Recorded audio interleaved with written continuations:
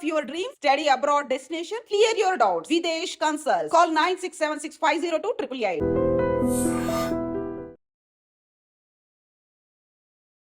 నమస్తే, welcome to I dream inside politics with కవిత.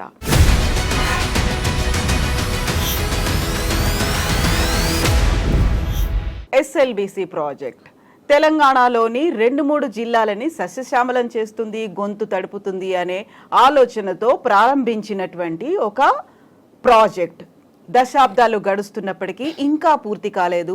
ఇందులోనే ఒక ప్రమాదం జరిగింది. 8 మంది కూరుకుపోయి ఉన్నారు. ఎప్పుడు బయటికి వస్తారో తెలియదు, ఎలాంటి పరిస్థితుల్లో ఉన్నారో కూడా ఇప్పటికీ అంతు చిక్కట్లేదు. అయితే నిజంగా తెలంగాణలో ఉన్నటువంటి మహబూబ్ నగర్, నల్గొండ వాసులు ఏమనుకుంటున్నారు? ఎస్ఎల్బిసితోనే వాళ్ళ కష్టాలన్నీ తీరుతాయా? నిజంగా అక్కడ సాగునీరు, తాగునీటికి ఎస్ఎల్బిసిఏ శ్రేయస్కరం పరిష్కారమా? మనతో పాటుగా ఉన్నారు BRS senior leader Karni Prabhakar గారు. నమస్కారం. సో ఎస్ఎల్బిసి ప్రాజెక్టు ఆలోచనే ఆ 2 జిల్లాల ప్రజల గొంతు తడపాలి, పంటలకి నీళ్లు ఇవ్వాలి అనేది. సో ఆల్మోస్ట్ 4 దశాబ్దాల నుంచి ఆ పోరాటం, ఆ ప్రయత్నం, ప్రణాళిక సాగుతోంది. ఆల్మోస్ట్ 20 ఏళ్ల క్రితం ప్రాజెక్టు మొదలైంది. ఇప్పటికి కూడా ఎండ్ దశకు చేరుకోలేదు, మధ్యలోనే ఒక ప్రమాదం. నిజంగా ఎస్ఎల్బిసి ప్రాజెక్టు ఆవశ్యకత ఉందనుకుంటున్నారా? అవసరం లేదా? సమస్యకు వేరే పరిష్కారాలు కూడా ఉన్నాయా? అంటే మీరు అన్నట్టుగా నల్గొండ జిల్లాకు తాగునీరు, సాగునీరు అయితే చాలా ముఖ్యమైనది. ఇవాళ మనం ప్రపంచంలో ఫ్లోరిన్ అనే చర్చ వస్తే అది నల్గొండ జిల్లా, ఉమ్మడి నల్గొండ జిల్లా. ముఖ్యంగా మా ప్రాంతం, మునుగోడు ప్రాంతం, దేవరకొండ ప్రాంతం ఫ్లోరోసిస్ దాదాపు 16-15 ppmల అదేమో ఉంటుంది అక్కడ. చాలా నిజానికి బాధాకరమైనటువంటి, మనం దారిలో పోతుంటే కూడా అనేక మందిని చూస్తాం. మనం కాళ్ళు వంకరతో, చేతులు వంకరతో 3-4 దశాబ్దాలుగా చూస్తాం మనం. కొన్ని సందర్భాల్లో అయితే మీలాంటి రిపోర్టర్స్ ఎవరన్నా వచ్చి వాళ్ళని ఇంటర్వ్యూ చేసేటువంటి సందర్భం వస్తే సమాజం మీదే వాళ్ళకు ఒక రకమైనటువంటి కోపం పెరిగిపోయింది వాళ్ళకి. మీరు ఎన్నిసార్లు మమ్మల్ని ఒక ఎగ్జిబిషన్లో ఫోటోలాగా చూపిస్తారు మమ్మల్ని, ఇంకా మీకు వాయిస్ కూడా ఇవ్వాల్సిన అవసరం లేదు అంటే చివరికి అంత విసిగిపోయినటువంటి పరిస్థితి నల్గొండ జిల్లాలోని ఇవాళ విక్టిమ్స్కు, ఫ్లోరోసిస్ విక్టిమ్స్కు. సో ఒకవైపు ఏమో విక్టిమ్స్ ఉన్నారు, మరోవైపు ఏమో నిజానికి విషాన్ని తాగుతున్నటువంటి నల్గొండ జిల్లా ప్రజలు ఉన్నారు. అది దాని దుర్మార్గం ఏంటంటే ఒకప్పుడు దాదాపు 25-30 సంవత్సరాల క్రితం దేవరకొండకు, మునుగోడుకు మాత్రమే పరిమితమై ఉండినటువంటిది రోజు రోజుకి అది జిల్లా కంప్లీట్గా జిల్లాకు పర్కులేట్ అయిపోయింది. అది జిల్లాలో దాదాపుగా మేజర్ మండలాల్లో ఫ్లోరోసిస్ ఎఫెక్ట్ ఉన్నటువంటిది. సో ఈ ప్రాజెక్టు ప్రారంభిద్దాం అనుకున్నప్పుడు జిల్లాకు సాగునీరు కూడా అంతే ముఖ్యమైనది. సరే, నాగార్జున సాగర్ ఎడమ కాలువ ఉంటే ఉన్నది, కానీ నాగార్జున సాగర్ ఎడమ కాలువ ద్వారా కొంత మాత్రమే సాగుకు నీరు అందుతూ ఉంది. ఇదేమో కంప్లీట్గా నల్గొండ జిల్లా మధ్యలో నుండి పోయే అవకాశం ఉన్నటువంటి కాలువ, అవసరం ఉన్నటువంటి కాలువ. సో దానికి నీళ్ళు ఎక్కడి నుంచి తీసుకోవాలి అనే చర్చ వచ్చినప్పుడు ఆనాడు ఎప్పుడో 80s తర్వాత ఆలోచన చేసి, బహుశా 83లో అనుకుంటాను డిపిఆర్, దీనిది 83లో ఎప్పుడో డిపిఆర్, కానీ దానికి ఫండ్స్ లేకపోవడము, అప్పుడున్నటువంటి ప్రభుత్వాలు సీరియస్గా తీసుకోకపోవడం. మీరు ఇంతకుముందు అన్నట్టు 20 సంవత్సరాలు కాదు, దాదాపు 25 నుండి 30 సంవత్సరాల ముందు, దాదాపు 3 దశాబ్దాల క్రితం స్టార్ట్ అయినటువంటిది. సో స్టార్ట్ అయిన నాడు చిత్తశుద్ధితో చేసి ఉండొచ్చు, నేనేం దాన్ని కాదని. కానీ దీని పాసిబిలిటీస్ ఏమిటివి? ఇది మనము 44 కిలోమీటర్ల టన్నెల్ అంటే 43.99 టన్నెల్ని ఎన్ని సంవత్సరాల్లో చేయగలుగుతాము ఒక అంచనా లేకుండా ప్రారంభించిండ్రు అని అనుకోవాల్సిందే. ఇంకోటి ఏంటంటే ఆనాడు ప్రారంభించినప్పుడు సొరంగం అన్నారు. సొరంగం అంటే కంప్లీట్గా అభయారణ్యం కింది నుండి పోవాలి, పెద్ద బ్లాస్టింగ్స్ చేయడానికి అవకాశం లేనటువంటిది, పైనుంచి తోవడానికి అవకాశం లేనటువంటిది, ఏదన్నా ఇబ్బంది జరిగినప్పుడు పైకి పోయి చూడటానికి అవకాశమే లేనటువంటి, ఒకవైపు ఫ్రీగా ఉన్నటువంటి నల్గొండ నుండి, లేదు ఇంటేక్ ఉండేటువంటి శ్రీశైలం నుండి మాత్రమే పోయే అవకాశం ఉంది. సో ఒకవైపు నుంచి వెళ్ళి ఒక పంప్ డ్రిల్లింగ్ మిషన్, మరోవైపు నుంచి వెళ్ళి ఇంకో డ్రిల్లింగ్ మిషన్ మాత్రమే లోపలికి పోవాల్సిందే తప్ప పైన ఏదైనా ఆటంకం జరిగితే ఇబ్బందులు అవుతాయి అనేటువంటి విషయం చాలా సందర్భాలు చూసినాం.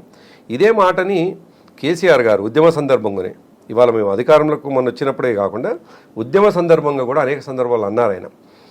ఎస్ఎల్బిసి టన్నల్ నీళ్ళు ఇవ్వాలనే ఆలోచన సరైందే, కానీ దీంట్లో సరైనటువంటి అది లేదు, ఇది ఎప్పుడు ఎటువైపు పోతుందో అర్థం కానటువంటి పరిస్థితి. పైన వైల్డ్ లైఫ్ ఉంది, కింది నుండి టన్నల్ చేసుకుంటూ పోవాలి. ఇంకోటి దాని మిషన్ ఎప్పటికప్పుడు రిపేర్లు రావటము, ఇట్లా దాదాపుగా 25-30 సంవత్సరాలు కంప్లీట్ అయినటువంటి సందర్భంలో నల్గొండ జిల్లాకు ఇక ఏదన్నా శరణ్యం ఉంది అంటే సాగునీరు. అయితే ఆ సాగునీరు రావాలి అని అంటే ఎస్ఎల్బీసీ కాకుండా, సరే ఎస్ఎల్బీసీ అయితే ఇప్పుడు ఉంది, టన్నల్ పనులు జరుగుతూ ఉన్నాయి అని అప్పటికే ఇది వస్తుందా రాదా, ఇది కంప్లీట్ అవుతుందా లేదా అనేటువంటి ఒక భయంతో, ఒక అనుమానంతో దుచ్చర్ల సత్యనారాయణ గారు అని చెప్పేసి ఒక పెద్ద వాటర్ యాక్టివిస్టు, నీళ్ళు కావాలనేటువంటి ఒక యాక్టివిస్టు, ఆయన బ్యాంకు ఉద్యోగి ఉండే, ఆ ప్రాంతం వాడే. ఆయన చాలా పెద్ద పోరాటం చేసినాడు, చాలా పెద్ద పోరాటం, దాదాపు 10 సంవత్సరాలు సుదీర్ఘమైన పోరాటం చేసినాడు. ఆయన చేయటమే కాకుండా ఆనాడు పార్లమెంట్ ఎన్నికల్లో దాదాపు 350 మందిలో 300 మందితోటి నామినేషన్లు కూడా వేయించి తన నిరసన తెలిపినాడు. ఆయన సాక్షాత్తు ఒక అంశుల స్వామి అని ఒక వ్యక్తిని తీసుకొని పోయి వాజ్పేయి టేబుల్ మీద పడుకోబెట్టినాడు. అంటే వివిధ రూపాల్లో తన నిరసనని చూయించి, తద్వారా ఇక మరి ప్రత్యామ్నాయం ఏంది, ఎస్ఎల్బీసీ టన్నల్ ఏమో ముందుకు పోవటం లేదు, మరి ప్రత్యామ్నాయం ఏంటంటే అక్కంపల్లి రిజర్వాయర్ ద్వారా, అక్కంపల్లి ఎత్తిపోతల ద్వారా, రిజర్వాయర్ల ద్వారా మళ్ళీ వీటికి సమాంతరంగా నీళ్లు తీసుకోవాలనుకో ఆలోచన చేయడం. సరే అక్కంపల్లి అది చేసుకోవడంతో, కానీ అది పూర్తి స్థాయిలో శాశ్వతం కాదు, శాశ్వత పరిష్కారం కాదు. ఇటు ఎస్ఎల్బీసీ కంప్లీట్ కాకపోవడం, అక్కంపల్లి శాశ్వత పరిష్కారం కాకపోవడం, దీంతో ప్రత్యామ్నాయం లేకపోతే కష్టమవుతుంది అనేటువంటి ఆలోచన మా ప్రభుత్వం కూడా చేసింది. అందుకే దీంట్లో ఉన్న టెక్నికాలిటీస్ కావచ్చు, దీంట్లో ఉన్న పాసిబిలిటీస్ కావచ్చు, ఇది ఎట్లా కొసెళ్తుంది అనేటువంటిది కేసీఆర్ గారు స్టడీ చేసింది. కాబట్టి డిండి ద్వారా నల్గొండ జిల్లాకు నీళ్ళు ఇవ్వాలని చెప్పేసి ఆలోచన చేసి డిండి ప్రపోజల్ పెట్టడం జరిగింది. కాబట్టి సరే ఎస్ఎల్బీసీ విషయానికి వచ్చినప్పుడు, అసలు ఈ దేశంలోనే మొట్టమొదటిగా అంత 43 పాయింట్ చేంజ్ టనల్ని ప్రయత్నం చేయడం అనేది పెద్ద సాహసమైనటువంటిది. మేము ఎప్పుడో చిన్నప్పటి నుంచి చూస్తూ ఉన్నాం. దాదాపు నాకు 15-16 సంవత్సరాల నుంచి వింటా ఉన్నా. నేను 18-20 సంవత్సరాలు అనుకుంటాను. నా 10th క్లాస్ అయిపోయి ఇంటర్మీడియట్ నుంచి వింటా ఉన్నాను ఈ విషయం. ఇప్పటికి కంప్లీట్ కాకపోవడం అనేటువంటిది, ఇంకా ఇటువంటి ప్రమాదం జరిగినప్పుడు మా జిల్లా వాసులకు ఏమైపోయిందంటే, అసలు నీళ్ళు ఎస్ఎల్బీసీ నుంచి మనకు నీళ్ళు వస్తాయా, దీంతో అయ్యేదేనా అనేటువంటి ఒక విధమైనటువంటి ఒక నిస్పృహ, ఒక విధమైనటువంటి అసంతృప్తి జిల్లా ప్రజల్లో ఉంది. స్టిల్ ఈ నిమిషానికి కూడా మాకు ఒకవైపు ఏమో నాగార్జున సాగర్ ఎడమకాళ్ళ ద్వారా హాలియా, నిడమనూరు, మిర్యాలగూడ, కోదాడ వైపు నుంచి ఒక కాలువ ఉంది. అది చివరి తూర్పు మన నల్గొండ జిల్లాకు తూర్పు వైపున కొంత ప్రాంతానికి నీళ్ళు వస్తున్నాయి. ఇంకో ప్రత్యామ్నాయం ఏమైనా ఉందంటే ఏమీ లేదు. కొంత మీకు ఇది మూసీ నుండి అసఫ్నగర్ కాలువ ద్వారా కానీ, అదేవిధంగా భీమలింగం ద్వారా కానీ, పిలాయిపల్లి కాలువ ద్వారా కొంత ప్రాంతం, అదేవిధంగా ఎస్ఆర్ఎస్పి ద్వారా కేసీఆర్ గారు మా ప్రభుత్వం వచ్చిన తర్వాత ఎస్ఆర్ఎస్పి ద్వారా కొంత ఎక్కడంటే వరంగల్ నుండి మహిబాద్ దాటిన తర్వాత సూర్యాపేట జిల్లాలోని కోదాడ వరకు కొంత నీళ్ళు ఇచ్చినాం. అయితే మధ్యలో ఉన్నటువంటి మునుగోడు కావచ్చు, భువనగిరిలో కొంత భాగం కావచ్చు, అదేవిధంగా నకరకల్లో మేజర్ పార్ట్ కావచ్చు, సూర్యాపేటలో కొంత అటువైపు భాగమైంది కానీ వెనుక వైపు, ఇట్లా ఒక దేవరకొండ, పూర్తిగా దేవరకొండ, నల్గొండలోని కొంత భాగం, ఇవన్నీ కూడా ఒక 4-5 నియోజకవర్గాలకు నీళ్లు రావాలి అని అంటే తప్పకుండా నల్గొండ మధ్యలో నుండి పోయేటువంటి కాలువ ద్వారానే నీళ్లు రావాల్సినటువంటి అవసరం ఉంది. సో దీనికోసం ప్రత్యామ్నాయం వెతక్కపోతే, ఈ ఎస్ఎల్బీసీ మీదనే ఆధారపడి ఉంటే నల్గొండ జిల్లా ప్రజలు వాళ్ళు పుట్టడం చావడం కూడా ఇది కంప్లీట్ కాకముందుకే అయిపోతుందేమో అని ఒక భయం అయితే కనిపిస్తా, ఒక జనరేషన్ చూడకుండా పోతుంది. ఎస్. సో ఇప్పుడు ఏళ్ల తరబడి అది కొనసాగుతూనే వస్తుంది. ఇప్పుడు మీరు అన్నటువంటి లిఫ్ట్ ఇరిగేషన్ ప్రాజెక్టులు కావచ్చు, ఇవన్నీ కూడా ఏవి సరిపోవట్లేదు అనుకోండి. ఏదైతే అసలు సమస్య మునుగోడులో ఫ్లోరోసిస్ అనుకున్నామో అది అప్పటి నుంచి అలాగే ఉందా, ఆ తర్వాత దానికి కొంచెం ఏమైనా పరిష్కారం ఏమైనా కనిపించింది అంటారు? అయింది కదా కవిత. ఇప్పుడు కేసీఆర్ గారు ముందు నుంచి కూడా మూమెంట్ టైంలో ఆయన ఒక మాట అనేవాళ్ళు, WHO కూడా చెప్పింది, ఈ సర్ఫేస్ అంటున్నా అండర్ గ్రౌండ్ వాటర్తో ఇది మంచిది కాదు, ఇదంతా కూడా ఫ్లోరోసిస్ ఉన్నటువంటిది, సో సర్ఫేస్ వాటరే శరణ్యం, అది తప్ప ఇంకోటి మరొకట్లేదు అని. సో ఎన్ని రకాలుగా ఆలోచించినా ఇక మంచినీళ్ళు అందించలేని పరిస్థితిలో శ్రీశైలం నుండి మనం నీళ్ళని తీసుకొని మిషన్ భగీరథ ద్వారా ఇవాళ ఊరికి నీళ్లు అందించేటువంటి ప్రయత్నం చేయడం, దానికి కొంత రిలీఫ్ దొరికింది. దాదాపుగా డ్రింకింగ్ వాటర్కు రిలీఫ్ దొరికింది. సరే ఎక్కడో 2-3% ఎక్కడైనా ఫినిష్ కాకపోతే అక్కడ ఉన్నటువంటి లోకల్ సమస్యలతో కాలేదేమో, కానీ 2-3% అంతకంటే ఎక్కువ కాదు. దాదాపు 97-98% ఈ మిషన్ భగీరథ ద్వారా ప్రతి గ్రామానికి నీళ్ళు వస్తూ ఉన్నాయి. సో మాకు ఫ్లోరోసిస్కు ఇబ్బంది కాకుండా ఉండడానికి ప్రత్యామ్నాయంగా మిషన్ భగీరథని ఇవాళ ప్రభుత్వం మా ప్రభుత్వం తీసుకురావడం కొంత ఉపశమనం లభించింది. కానీ సరే అదేమో తాగునీరు కోసం, మరి సాగునీరు ఇంపార్టెంట్ కదా, 4 లక్షల ఎకరాలు టార్గెట్ గా పెట్టుకున్నారు. సో అటువంటప్పుడు ఎట్టి పరిస్థితిలో కూడా సొరంగం కంప్లీట్ అన్న చేయాలి, అక్కంపల్లి ద్వారా ఆయకట్టన్న పెంచాలి. లేదు అనుకుంటే ఈ రెండు కాకుండా కేసీఆర్ గారు ఏదైతే ఆలోచన చేసినారో డిండి ద్వారా రావాలి అనేది, డిండి రిజర్వాయర్ ద్వారా మేము అనుకుంటున్నటువంటి కిష్టరాంపల్లి రిజర్వాయర్ ఒకటి ఉంటుంది, అదేవిధంగా చెర్లగూడెం రిజర్వాయరు, ఈ 2 రిజర్వాయర్లను నింపి అక్కడి నుంచి డిండి, కిష్టరాయన్పల్లి, చెర్లగూడెం అంటే శివన్నగూడెం రిజర్వాయర్, ఈ 3 నిండడం ద్వారా మాత్రమే నల్గొండకు, ముఖ్యంగా దేవరకొండ, మునుగోడు ప్రాంతానికి నీళ్ళు వస్తాయి అనేటువంటిది. మునుగోడు నియోజకవర్గానికి పూర్తిగా అంటే పూర్తిగా ఈ చెర్లగూడెం, కిష్టరాయన్పల్లి ప్రాజెక్ట్, ఇంకో వేరే ప్రత్యామ్నాయమే లేదు. చెర్లగూడెంలో నీళ్ళు వస్తే అది మరిగూడెంలో కొంత ప్రాంతం, నారాయణపురంలో కొంత ప్రాంతం, మునుగోడులో, అదేవిధంగా కిష్టరాయన్పల్లిలో నీళ్ళు వస్తే ఆ రిజర్వాయర్ నిండితే నాంపల్లి మండలం, గుర్రంపూడి మండలం, అట్లా కొన్ని మండలాలు. సో ఈ ప్రాజెక్టులు కంప్లీట్ కావాలంటే కేసీఆర్ గారు ఏదైతే ఆలోచన చేసినారో ఆ డిండి రిజర్వాయర్లను నింపడం ద్వారా మాత్రమే అవకాశం ఉంది తప్ప మరొకటి అయితే కనిపించట్లేదు. ఇవన్నీ కూడా మాకు మిథ్యలాగా కనిపిస్తూ ఉన్నాయి. ఇవన్నీ కూడా మాకు ఇవి అవుతాయా, మా జీవిత కాలంలో మేము చూస్తామా అని అనిపిస్తూ ఉన్నాయి. నిజానికి ఒక ప్రాజెక్టు ప్రారంభమై కంప్లీట్ కావడానికి ఒక మనిషి జీవితం సరిపోకపోతే అసలు పాలకుల మీద ఏం విశ్వాసం వస్తుంది, పాలకుల మీద ఏం నమ్మకం వస్తుంది? ఓటేసేవాడికి ఎన్నో ఆశలతో ఓటేస్తాడు. మా జీవితాలు బాగుపడతాయి, మౌలిక వసతులు కల్పించబడతాయి, మాకు సౌకర్యాలు కల్పించబడతాయి, మా బీళ్లకు నీళ్ళు వస్తాయని ఆశతో ఓటేస్తే. నిజమే కదా, ఎస్ఎల్బీసీ ఒక నినాదం అయింది, ప్రచారంలో భాగమైంది, ఎన్ని ఎన్నికలు చూసిండ్రు, ఎంతమంది ఎమ్మెల్యేలు, మంత్రులు, ఎంపీలు అయినరు, ఇప్పటికీ కూడా అది ఇంకా నెరవేరలేదు అంటే హోప్ అనేది ఎట్లా వస్తుంది? మీరు అన్నట్టుగా ఒక ప్రజలకిచ్చే మౌలిక వసతి నినాదం కావకూడదు. పాలకుడి దృష్టిలో అది ప్రజలకిచ్చే మినిమం వసతికి కనిపించాలి. అది మినిమం వసతికి కనిపించకుండా అది చేయడం ద్వారానే జీవితం మొత్తం మారిపోతుంది, మేము మా జీవితకాలపు చేయాల్సినంత పని చేసేసినామని పాలకుడు అనుకుంటే తప్పవుతుంది.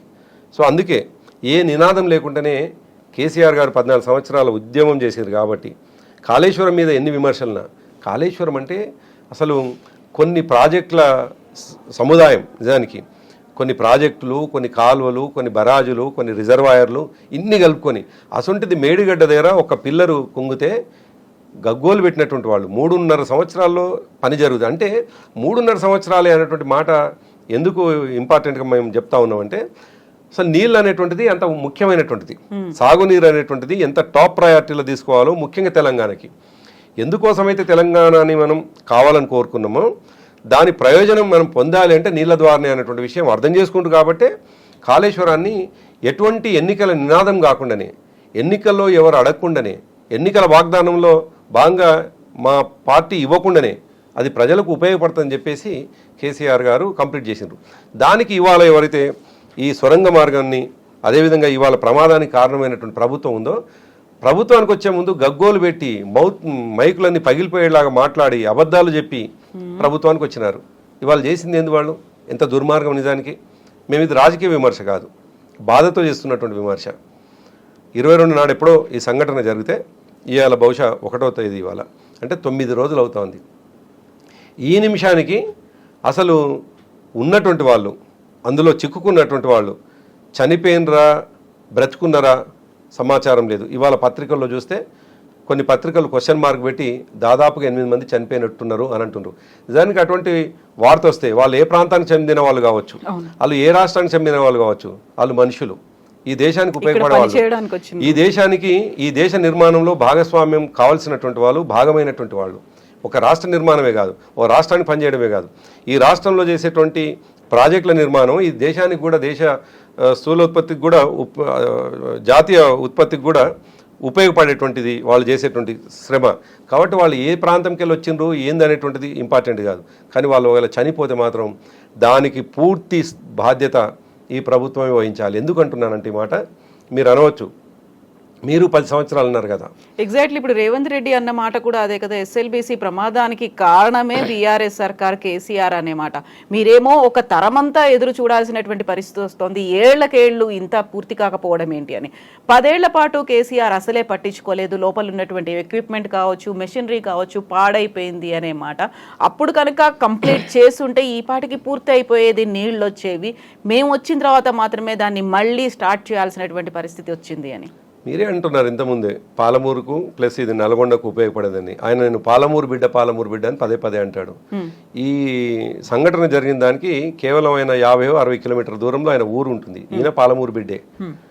పాలమూరు బిడ్డ ఈ పని ప్రారంభించే ముందు కనీస పరిజ్ఞానం లేకుండా, కనీస అవగాహన లేకుండా, అసలు దాంట్లో గత ప్రభుత్వంలో ఎంత పని జరిగింది, ఎన్ని వేల కోట్ల రూపాయల దానికి శాంక్షన్ ఉన్నది మా ప్రభుత్వం కేటాయించింది లేదు, 25 సంవత్సరాలు కాంగ్రెస్ ప్రభుత్వం కావచ్చు, తెలుగుదేశం ప్రభుత్వం కావచ్చు, ఎంత కేటాయించిందని కనీస లెక్క లేదు, కనీస అవగాహన లేదు. ఒక ముఖ్యమంత్రిగా ఉన్నటువంటి వ్యక్తి కనీస అవగాహన లేకపోవడం, అర్థం చేసుకోకపోవడం, అర్థం చేసుకోవాలని ఆలోచన చేయకపోవడం, ఏమాత్రం అవగాహన లేకుండా ఒక పాసింగ్ కామెంట్గా చేయడం అనేటువంటిది ప్రజలు ఏమనుకుంటారు అనేటువంటి జ్ఞానం అయితే ఉండాలి కదా మాట్లాడే వాళ్ళకి. 3,900 కోట్ల రూపాయలు 3,900 కోట్ల రూపాయలు ఈ 9.5 సంవత్సరాల్లో కేటాయించింది మా ప్రభుత్వము. 11 కిలోమీటర్లు డ్రిల్ చేసింది. 11 కిలోమీటర్లు రోజుకి, బహుశా మొన్న ఒక ఎక్స్పర్ట్ చెప్తా ఉన్నారు, రోజుకు 3 నుండి 4 మీటర్ల కంటే ఎక్కువ డ్రిల్ చేయలేనటువంటి పరిస్థితి ఉంటుందంట. అది జనరల్గా మనం టెక్నికల్ పర్సన్స్ కాదు, నిజానికి మనం ఎవరైనా చెప్తే వినాల్సిందే.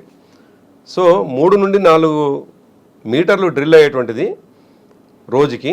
అటువంటిది మా 9.5 సంవత్సరాల్లో, అంటే 19కి ఆగిపోయింది. నిజానికి 19కి వచ్చినటువంటి కొంత డిస్టర్బెన్స్ తోటి నీళ్లు రావటం, ఈ మధ్యలో కరోనా రావటం, ఆ తర్వాత నీళ్లు కంటిన్యూస్గా వాటర్ రావటం.